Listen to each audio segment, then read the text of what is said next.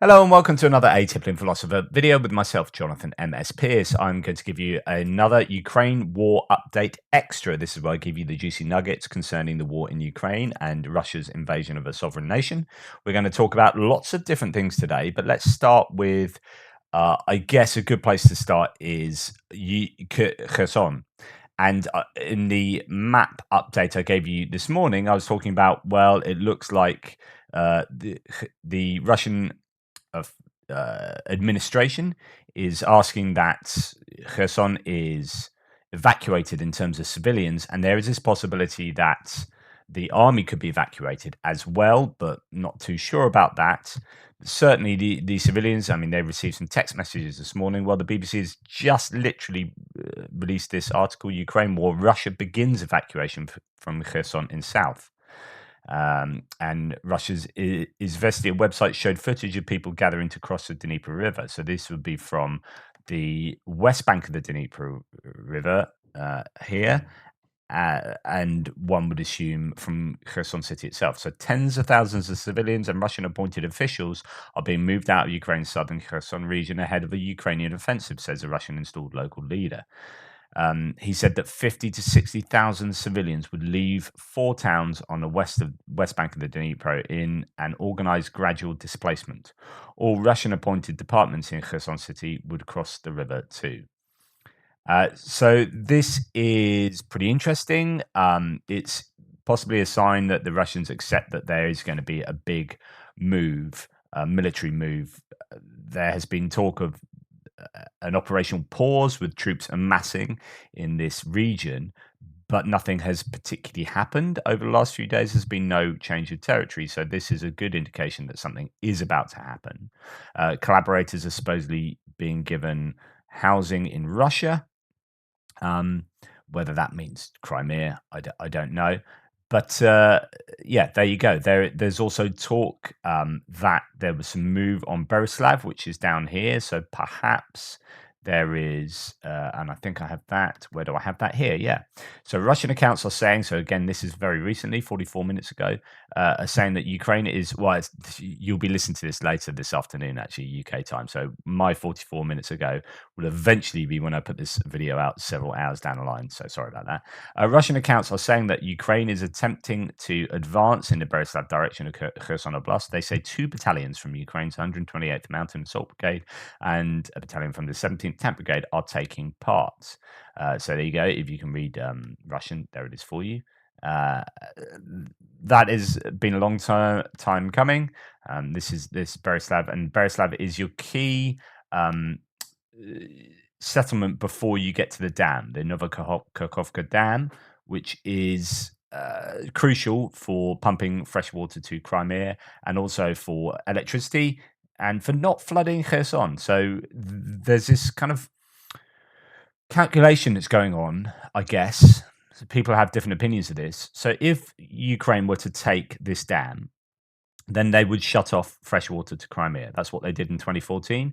And as a result, Crimea has had water rationing for 8 years. They've had poor quality water, so dirty water. They've had all sorts of issues, which means the ability to irrigate the farming lands around here, but also to supply fresh water to their settlements has been massively reduced. There's a little bit of fresh water they can get from the southern region here, but generally all their fresh water needs to come from up in the Kherson Oblast. What the Ukrainians will do is they will shut that back off. Now, when the Russians invaded, the first place they took was Kherson, really, because they recognized that they needed that fresh water. This was a massive objective. So therefore, if they're going to lose this, they know they're going to lose fresh water. Now, if they're calculating, well, we will lose this. If we lose Kherson, if we do a tactical withdrawal, then we're going to lose this dam. So we're losing the water anyway. Should we just blow the dam just to, really affect the energy infrastructure of Ukraine, but also, the amount of damage that is going to cause to Kherson as a city downstream, and the many deaths that could cause, and all sorts. That could be an absolute humanitarian crisis. But is this something that Russians are considering? Blowing the dam to say, well, if we can't have it, you can't have it either. that's an interesting calculation, something to discuss yourselves. And of course, the infrastructure that has been hit in Russia, as I showed you earlier, is somewhere between 34 and 40% of their distributed energy capacity. So not only the ability to produce the energy, but to distribute it to the end user. So although Zelensky said 30% of production has been hit, but when you take into account substations and this network, branching network of distribution of electricity, then actually more damage has been done and continues to be done because it's all about these blasted Iranian drones. So these Iranian drones, I shared this earlier. This was referencing a Reuters article that is behind a paywall that basically says the following, because actually someone has taken pictures of the Reuters article. So Iran has promised to provide Russia with surface-to-surface missiles in addition to more drones. Two senior Iranian officials and two Iranian diplomats told Reuters, a move that is likely to infuriate the United States and Western powers. A deal was agreed on October the 6th, so we're now the 19th, that's 13 days ago, when Iran's first Vice President Mohammad Mukher, two senior officials from Iran's powerful Revolutionary Guards, and an official from the Supreme National Security Council visited Moscow for talks with Russia about the delivery of the weapons. The Russians had asked for more drones, is a quote from an Iranian diplomat. And those Iranian ballistic missiles were with improved accuracy, particularly the Fateh and the Zolfakhar missiles family. Said this diplomat who was briefed about the trip. A Western official briefed on the matter confirmed it, saying there was an agreement in place between Iran and Russia to provide surface-to-surface short-range ballistic missiles. One of the drones Iran agreed to supply was a Shahed 136, a delta-winged weapon used as a kamikaze air-to-surface attack aircraft. It carries a small warhead and explodes on impact. Fateh 110 and Zolfakhar are Iranian short-range surface-to-surface ballistic missiles capable of striking targets at distances between 300 and 700 kilometers, 186 and 435 miles. So this is a confirmation of what the Iranians are publicly denying. The Iranians are providing these things. Russia has asked for them, and they are working together. In fact, that explains all the cargo planes that we know have landed in Moscow from Iran over the last few months. But it's not only that. So, an article in the New York Times details how Iran is sending drone trainers to Crimea to aid the Russian military. Just to remind you, Crimea is this purple annexed region from 2014. So, this is where lots of the drones are being sent. So, there's a lot of drones hitting Mykolaiv, but if they've got 300-kilometer range, then actually they've got quite the ability to hit a number of places from Crimea. And actually, I think the Shahed 136 have got 2,500-kilometer range. So actually, they can pretty much, if they're all going from Crimea, they could probably attack anywhere in Ukraine. Whether Russia are sending some from mainland Russia up here and Belarus, I don't know, but it could be that they're all being sent from Crimea. So this is what the New York Times says. So the Iranian trainers are operating from a Russian military base in Crimea, where many of the drones have been based since being delivered from Iran. The trainers are from the Islamic Revolutionary Guard Corps, a branch of the Iranian military designated as a terrorist organization by the United States. So this then implies that Russia is aiding and abetting a terrorist state, or is being aided by a terrorist state, which makes Russia a terrorist state by extension. There's been a lot of calls from the international community in the UN, people within the UN, to say Russia should be labeled as a terrorist organization. In recent days, the Iranian drones have become an important weapon for Russia, which has used them as part of the broad strikes across Ukraine against electrical infrastructure and other civilian targets. Sending drones and trainers to Ukraine has enmeshed Iran deeply into the war on the Russian side and involved Tehran directly in operations that have killed and injured civilians, said Mick Mulroy, a former senior Pentagon official and retired CIA officer.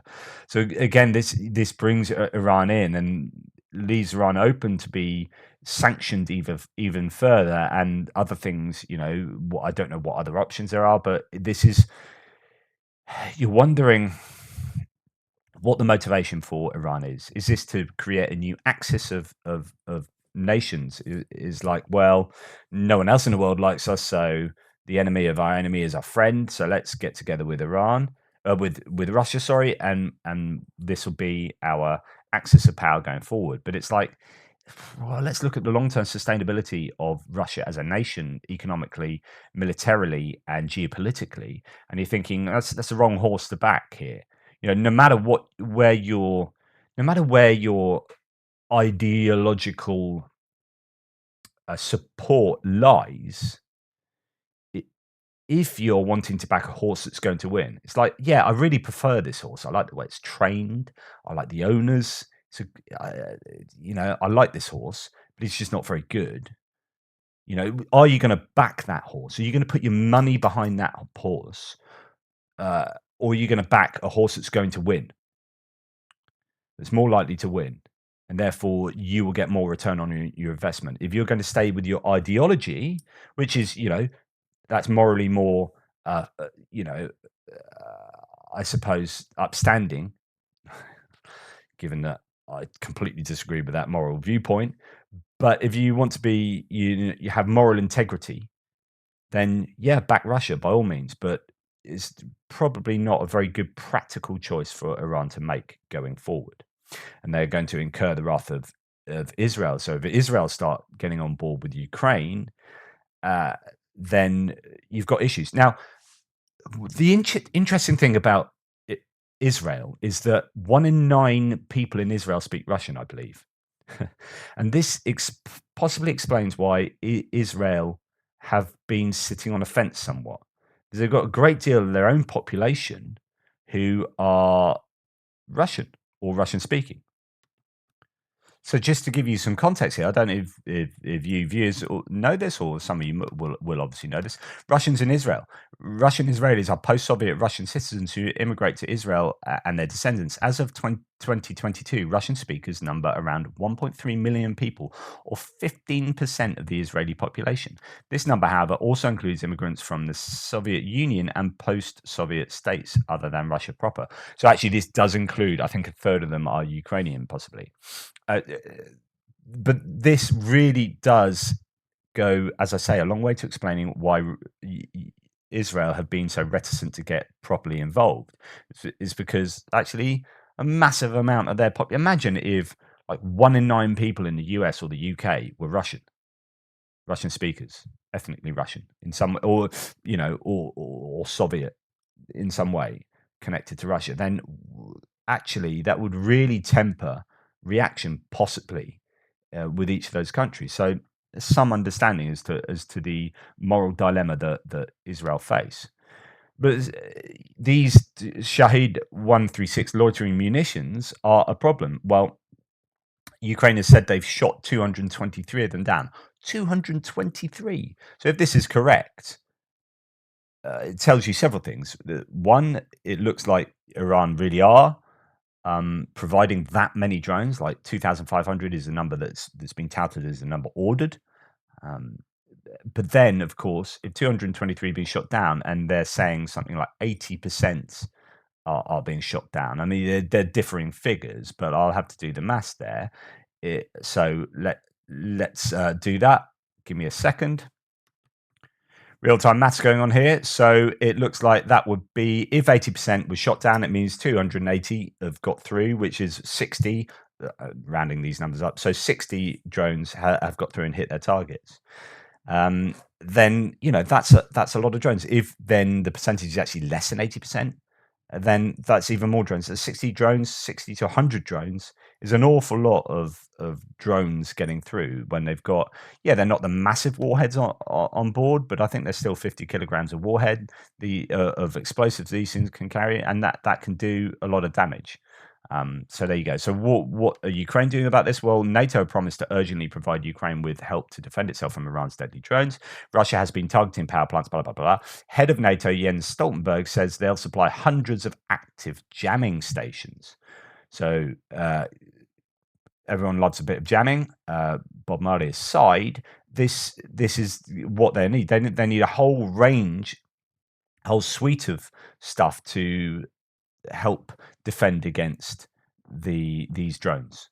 And talking about drones, so moving off the drones, I'm going to come back to talk about the morality of this in a little bit, but just to give you a bit of footage, here is an interesting drone on drone. So a Ukraine UAV shot down a Russian imposter in Zaporizhia Oblast.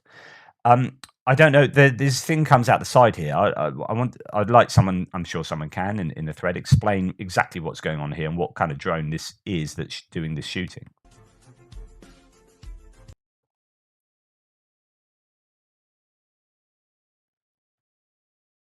So it's almost like an arm comes out the side there, just shoots it, and it's like confetti going everywhere. Just wow.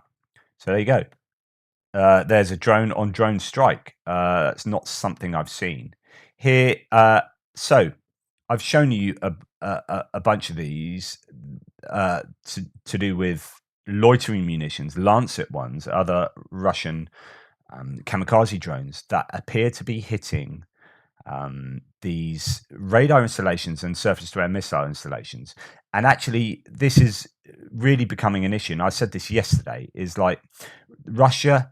If I'm thinking from Russia's point of view here, I don't agree with Russia, blah blah blah. But let's put myself in a Russian mindset and one of their generals and someone doing strategy. It'd be like, right, let's use this. I think the energy infrastructure is an interesting one. I think it's illegal and it's a war crime. But forget that for a second. We are going to talk about that. Okay, if we can cripple Ukraine's energy infrastructure, that will be a massive challenge for Ukraine as a country. But also, we need to be concentrating on these surface-to-air missile installations and radars in order. This is basically seed suppression of enemy air defenses. We need to take out their air defenses, which will give us. This is what they should have done like 7 months ago.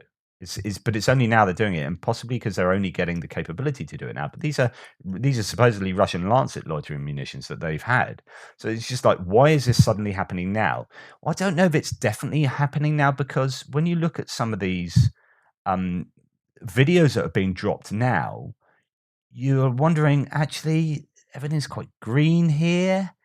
Is this now autumn going into winter? Or are they dropping a bunch of videos all at once to give you the impression that Russia are suddenly hammering these Ukrainian installations? I don't know. It's interesting, but there are suddenly a whole bunch of videos dropping that Russia are saying that this has been hit, and I was saying yesterday that that's clever strategy. This is what they should be doing. Like, if you're a Russian and if you want Russia to win, like, this is what Russia should be doing in order to cripple the defense, air defenses of the Ukrainians. I just wonder whether this is some kind of propaganda exercise, although these things have been hit at some point, so they are doing the damage at some point. It's whether it's all happening now, and if it is, then again, that's further problems for the Ukrainian. To just stay on a bit of drone for a second, here is you can go back and look through a whole bunch of video footage of some drone operators. They must challenge themselves to get their munitions. So these are basically using commercial off-the-shelf drones, COTS drones, that they adapt to put improvised explosive devices on board. So sometimes they're hand grenades within little casings that they can drop and they explode. Sometimes they're mortar munitions. The whole variation depending on how big the drone is, and what it can take, and what they've got to hand. But here is not only a hat through the hatch, but there must be some serious munition inside this, even though it looks like it's abandoned. So this is a very common thing. Sometimes you see a lot of sometimes you see these pieces of equipment being blown up, and you're thinking, goodness me, they've blown up an active operational piece of kit, but actually it's been abandoned and they're just taking it out of the theater. It's just such a phenomenal explosion. So obviously that's not the munition that's doing that damage, but that is a secondary explosion of the munitions on board. Now, why I've shown you that, because here we now look, and again, this is abandoned. This is a Russian UR-77 mine clearing charge launcher. So what this does, I think, is it launches explosives that clear minefields. So there are a bunch of mines around it. It drops a line. It throws up a line charge that then blows up all the mines. I think that's how it works. You'll correct me. But anyway, here we've got a drone that takes out this abandoned vehicle, thinking, yeah, we're just going to take this out.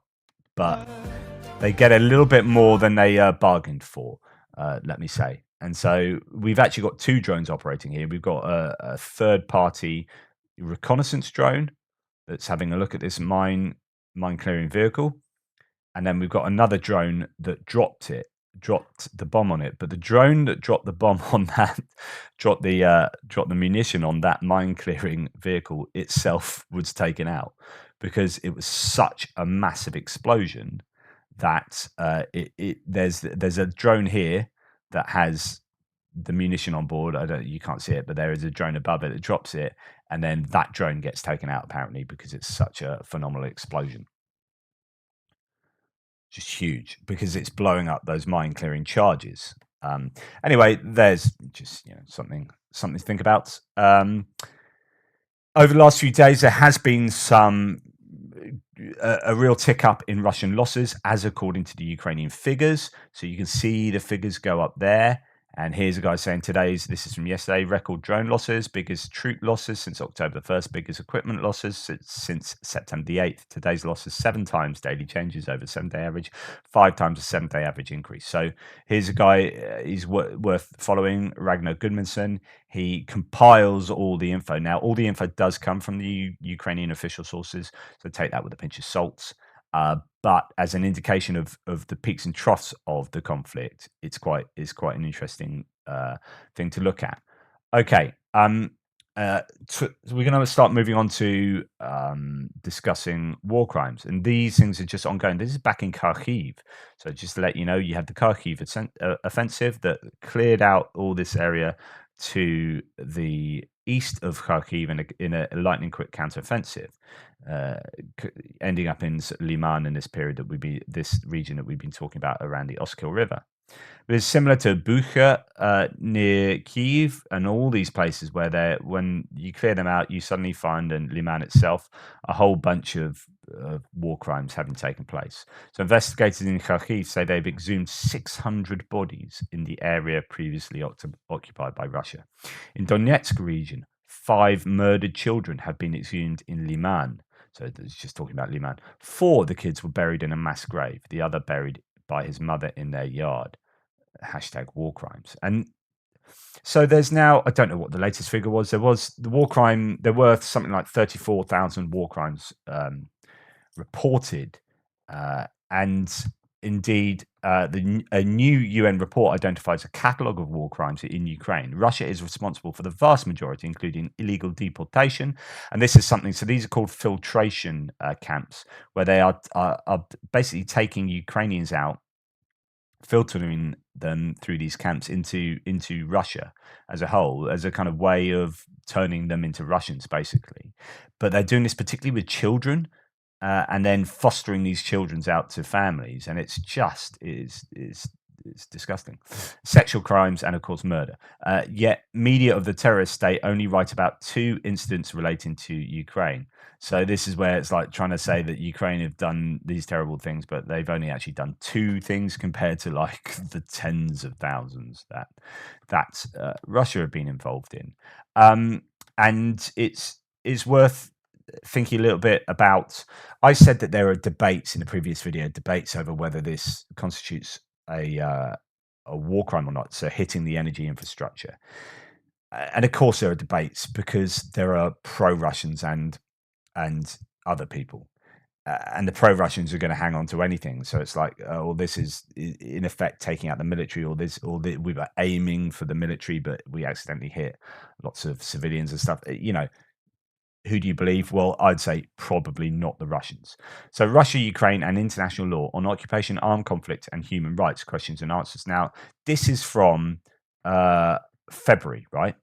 This is really old. This is just looking at the principle of the law involved here. So stuff that's happened since then has shown Russia to have been fundamentally breaking international humanitarian law. So Russia's parliament adopted a resolution on February 16, 2022, requesting President Vladimir Putin to recognize as independent states 2 areas in eastern Ukraine held by it. So it's like, right, Donbass, we're going to go into that, Crimea, yada, yada, yada. But at the time, the people looking at, well, okay, what international law governs this conflict? So hostilities between Russian armed forces and Ukrainian armed forces constitute an international armed conflict governed by international humanitarian law, primarily the four Geneva Conventions of 1949 and the first additional protocol of 1977, Protocol 1, and the Hague Conventions of 1907, regulating the means and methods of warfare, as well as the rules of customary international humanitarian law. Both Ukraine and Russia are parties to the 1949 Geneva Conventions and Protocol 1. What the basic principles of the laws of war? International humanitarian law, or the laws of war, provides protections to civilians and other non-combatants from the hazards of armed conflict. It addresses the conduct of hostilities and means and methods of warfare by all parties to a conflict. Foremost is the rule that parties to a conflict must distinguish at all times between combatants and civilians. Civilians may never be the deliberate target of attacks. That's your key sentence there. The question is, have Russia deliberately targeted civilians? 100% yes. As discussed below, parties to the conflict are required to take all feasible precautions to minimize harm to civilians and civilian objects. Have Russia taken all feasible precautions to minimize harm to civilians? No. And not to conduct attacks that fail to discriminate between combatants and civilians or would cause disproportionate harm to the civilian population. Have they done this? Not conducted those attacks? No, they haven't. They have conducted those attacks, and in fact, they've hit hospitals, they've hit shopping malls. Question is, are they really trying to hit military targets, and are they doing the most they can to make sure that they are minimizing the casualties? Well, no, they're not. They're using old maps and old lists. They're using very poor satellite imagery. They're using very poor and out of date intelligence just generally, and they're using imprecise munitions to do a job that appears to be unnecessary to do compared to other targets they could be taking on, and so on. And that's me being really, really generous to the Russians. Okay. Does international human rights law still apply in Ukraine? Yes, it does. Uh, what can be a lawful target of a military attack? The laws of war limit attacks to military objectives. Military objectives are personnel and objects that are making an effective contribution to military action and whose destruction, capture, or neutralization offers a definite military advantage. So this is where we get to talking about, okay, does the energy infrastructure constitute a definite military advantage? And you'd be hard pressed to argue successfully that it does. It looks far more likely to be a civilian target and to affect civilians far more.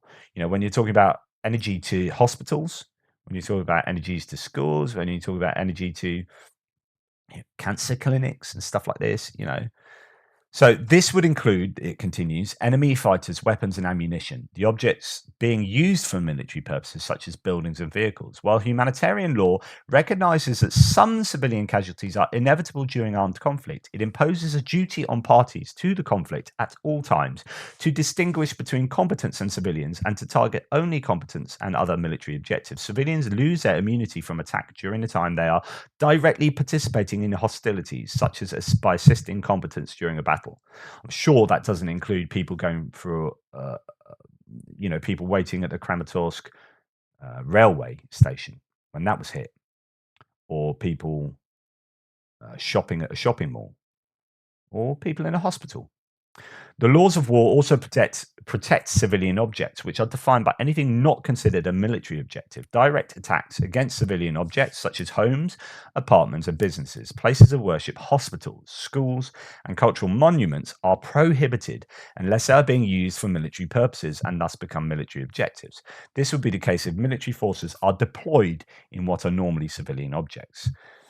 This is what Russia will try to claim, but when you're hitting places all the way over in Kyiv that aren't going to be used in this way, for sure, then it's very difficult to argue for. Where there is doubt about the nature of an object, the warring party must presume it to be civilian. Another hugely key phrase there. So there you go. And this article goes on and on. It's really interesting. I'll put the link in the description. Um, what are the obligations of parties to the conflict regarding fighting in populated areas? International humanitarian law does not prohibit fighting in urban areas, although the presence of many civilians places greater obligations on parties to the conflict to take steps to minimize harm to civilians. Have the Russians done that? No. The laws of war require parties. So if you look at what happened in Mariupol, even before the end, they just flattened. They just absolutely took out blocks and blocks of apartments. Just and that is now occupied and controlled by the Russians. So there's no ability to investigate that area, certainly at the moment. But there would be, undisputably, there would be war crimes taking place in Mariupol, as pretty much every town under Russian control.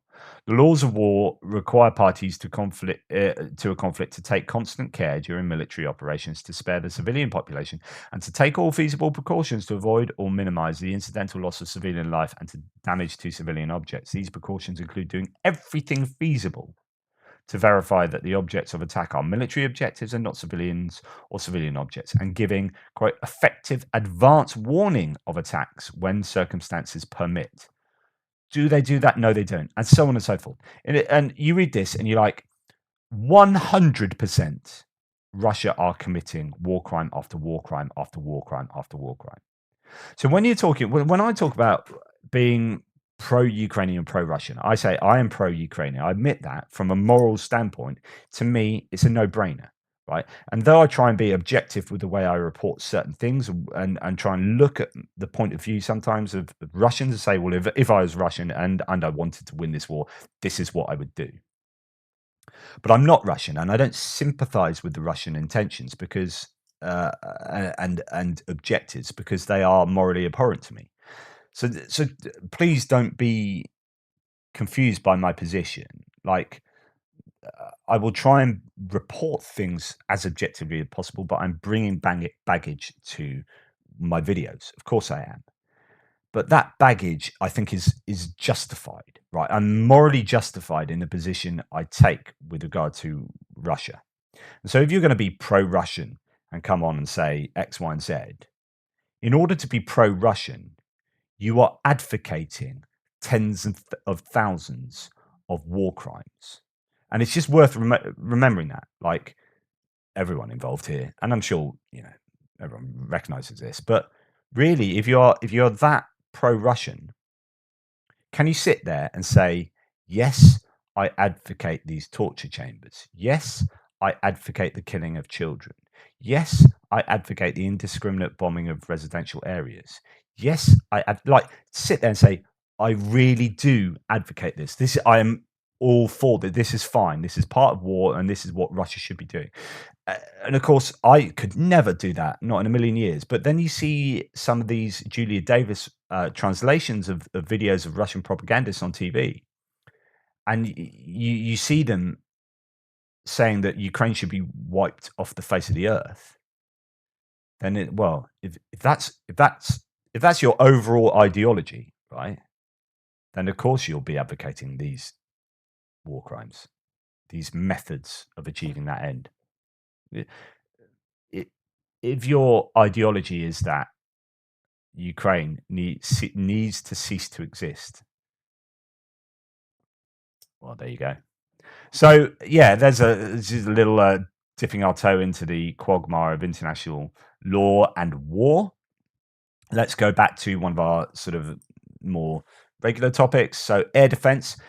Already the IRIS-T, which is one of the world's best air defense systems, I think short to medium air defense, the German system, is already in operation in the south of the country. So this is really good news in terms of being able to stop the Russian air attacks, either cruise missiles, drones, or planes.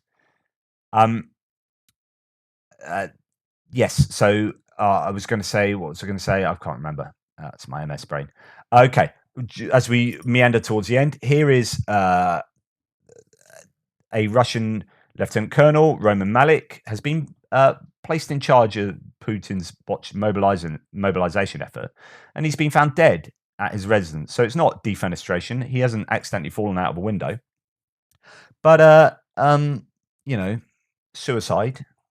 Anyway, it's just another example of the way that Russia do things, which is you don't do a very good job here, or you are coming out publicly against us, you will find yourself to be suicided pretty soon. And there are so many mysterious deaths that have taken place.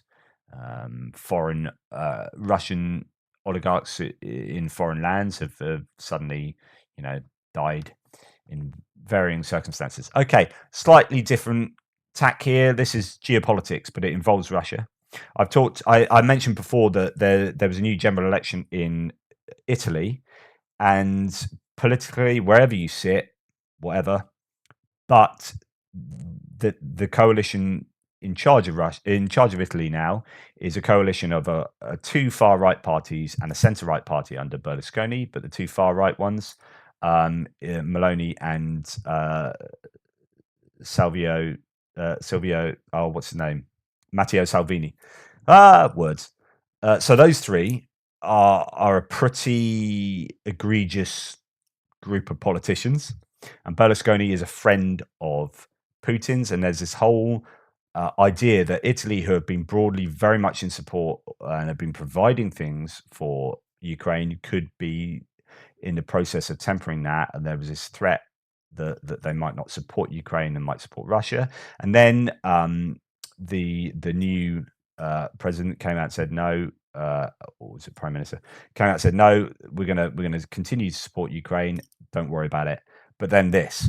So new Italian government not even started yet, and shit's hitting the fan already. A surreal thread. So today, Berlusconi claimed he had an exchange of sweet letters with Vladimir Putin. They also exchanged gifts in the form of vodka and wine. Putin apparently claimed Berlusconi is one of his 5 best friends.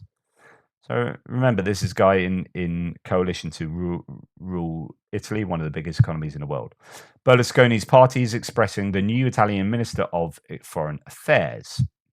So Berlusconi's party will be providing in the coalition the Minister of Foreign Affairs that will be dealing with Russia, and the leader of that party is one of Vladimir Putin's best friends.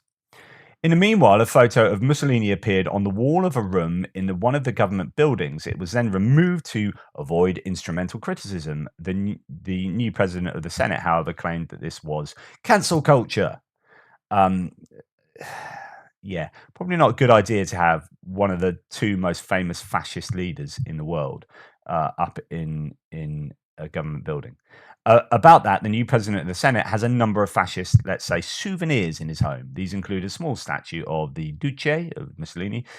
He proudly showed in a video available online. The new president of the lower house has a history of discriminatory claims against minorities and took explicit positions against sanctioning Russia. At the same time, Meloni, so she is the new leader of Italy, is attacking people, like me, I guess, who discredit Italian abroad, criticizing the country. A number of intellectuals, which you would normally consider on the left, wrote a petition in favor of giving parts of Ukraine to Russia to end the war. The Pope is taking the same position. A number of manifestations are being organized by various parties with similar positions. In other words, both the far right and the far left in Italy appear to be supportive of Russia. And this presents something of a geopolitical challenge for the EU unity of the EU and the EU going forward, but also for Italy's support of Ukraine in the war. Anyway, just a fascinating insight to what's going on in Italy, which looks like a right show. I talked about Igor Girkin, who is the former person responsible for the war in the Donbass, really, in 2014, and he became the leader of the troops. He first went down with a bunch of militia, little green men, into the Donbass, and then ended up sort of being in charge of the forces, and so on and so forth. So anyway, since then he's been this major voice on Telegram as a right-wing nationalist, urging the Kremlin to be even more aggressive in the war. He's gone into a volunteer battalion just recently, which is all which was all over the news. And this is a sighting of him in Ukraine. So he's actually there. So it's Igor Gherkin. Anyway, I just thought that'd be of interest. I don't know if I've got time to do this, but here's an article I wrote. I'll probably do this in tomorrow's one now. But here's an article I wrote. So where to now, Putin? Because there's no way you can win. I wrote that in April 2022. And essentially, that is still holds. That actually there is no. Someone asked me on a thread, how can they win? What's the way out of this? How does this conclude? And if you're Putin and if you're Russia, how do you get out of this? And back then I said there is literally no way he can win. And there's no way he can win based on the fact, I'm starting to talk about it. I said I'll do it tomorrow. Brief synopsis. He went into Ukraine, or the Russians went into Ukraine with false information. And they went to depose the government over a 2 to 15 day exchange of government, and we'll put in our puppet leaders because they're going to welcome us with open arms because, the government are Nazis and most people there are decent Ukrainian people that want Russians to run Ukraine. That was all false and completely false information, which meant that they were ill-equipped for an actual war. They were just going in with Rosgvardia and people with parade uniforms ready to just swap over the country and Russians would take it over. It didn't happen. So then they were like, oh my goodness, we're in a war. Oh, they don't like us. They don't want us here. We're in a war. Should we go back? No. Oh, we've got to stay here. Okay. So they were totally unprepared for a war. Then they had to mobilize the war machine and change their objectives. So, okay, we're not going to depose the government. So what are we going to do? So it goes back to, okay, then we'll occupy the country. But of course, to occupy a country of this geographical size with the population it has, you would need a behemoth occupying force to successfully do that. So they tried to do that and they just couldn't even take the capital. They couldn't even take any real city other than Kherson and Melitopol and eventually Mariupol. But what happened is they then had to say, okay, well, winning is going to be. So originally it's deposing the government. Then it was like, okay, our new plan is occupying the country. And then okay, we can't do that. They've got better army than us at the moment, and think as it stands, with the help from NATO, they have beaten us back. So then they kind of retreated out of there and then say, okay, we're going to take over maybe the east of Ukraine. And then they started off with this kind of idea that, yeah, we'll take this. And then they're like, oh, no, we can't do that. Okay, we're going to take this. Okay, no, we can't do that. We're going to take this. Okay, we can't do that. And then it was like, okay, we're just going to come around Bakhmut. Just going to come around here. And it just got smaller and smaller. And at the end, they're like, which is where we're at now, which is now apparently the Russian negotiators, they want to negotiate all of a sudden again. And they're saying, we will keep all the occupied area we have now, including Crimea. We'll keep this. And Ukraine must remain out of NATO and out of EU. And we'll do a deal. And of course, Ukraine are like, no way, you can jog on. We eventually want to be part of both of those organizations. We've applied. We're in the process of going through the EU, joining the EU. And we want all of our territory back. And we think now that we have the capability to successfully do that. The momentum is in our favor. So then Russia are like, oh dear. Over the last sort of month or so, they were being like, okay, nuclear, and they'd be saber rattling, and then everyone's been like, yeah. And US and NATO contacted Russia to say, if you do tactical nukes, we'll take out your Black Sea Fleet, we'll take out your army, whatever. They threaten them with X, Y, and Z. So it's like, okay, what's the next thing we can do? Let's mobilize. We're losing on these fronts, so we need more troops. And we need more munition. So we're going to go to Iran to get a bunch of munition. We're going to go to Belarus to get a bunch of stuff. So a load of T-62 tanks out there and trucks and whatnot, and troops from a mobilization in Russia. 300,000 to 1 million troops. Let's pile them in here, even though they're conscripts, poorly trained, and so on and so forth. It's literally all they can do. So the question then comes back to, okay, but what's winning?